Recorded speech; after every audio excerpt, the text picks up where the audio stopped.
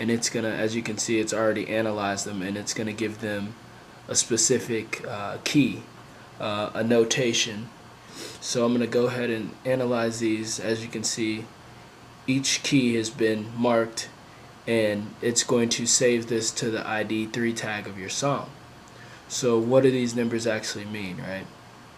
So you're gonna go here to read tutorial, and you can see this is the Camelot notation wheel. It's also known as the circle of fifths. And what it represents is the numbers that you see here represent musical keys. So the inner ring that you see here represents the minor keys, and then the outer ring that you see right here represents the major keys. And then there's, for each notation, there has been a number and a letter assigned to that. So if you're in A minor, then that's 1A on the Camelot notation. Well, if you're in B major, then that's 1B. Okay?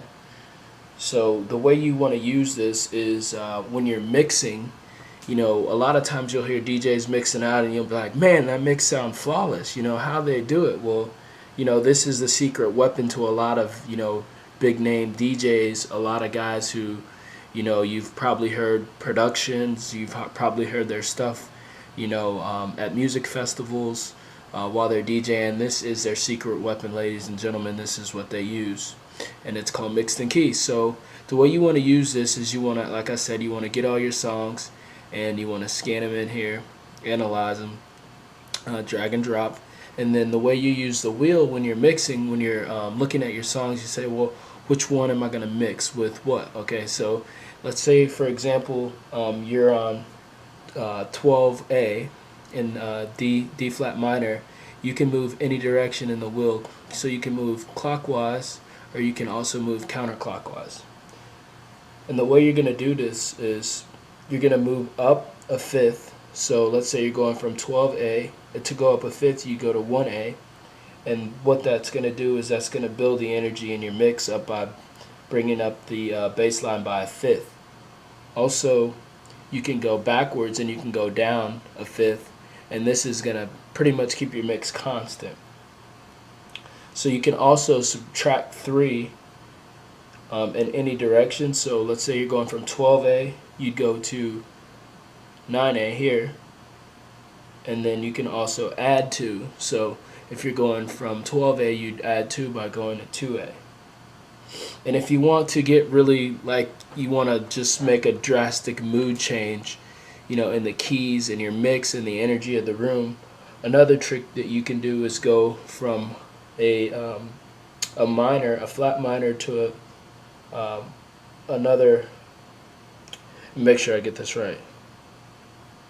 So for example, an example of this would be going from an E flat, E flat minor here,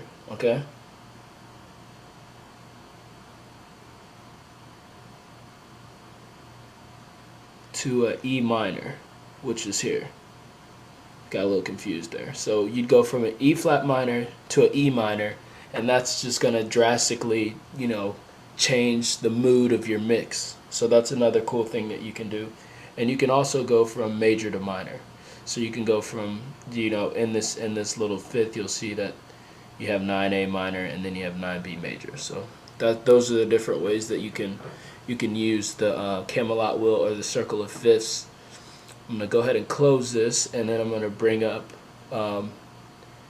Itch 2.0. And basically what I did was I loaded up some tracks here. I have them queued up, and as you can see here, and the keys are listed. They're already in my ID3 tags. All I did was adjust my area, and I dragged and dropped the folder to create a new crate in Itch 2.0. So what I'm going to do now is I'm going to go ahead and launch the tracks so that you can hear the mix and you can really understand, how this sounds and how this differs from like a typical mix.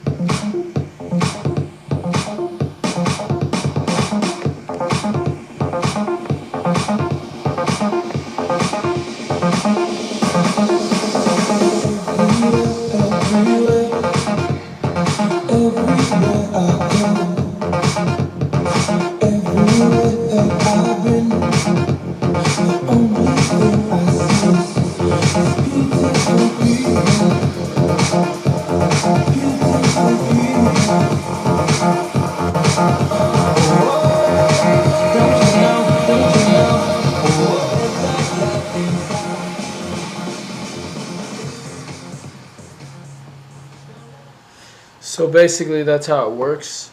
You want to make sure. I guess I should also make a note here that in Scratch 2.0, Itch 2.0, I'm sorry, I'm using the Novation Twitch, and I have the key lock and the key sync engaged. That way, the songs don't go out of pitch or out of key. So they're both locked into 4A. And that's basically how you're going to do that. So leave your comments and questions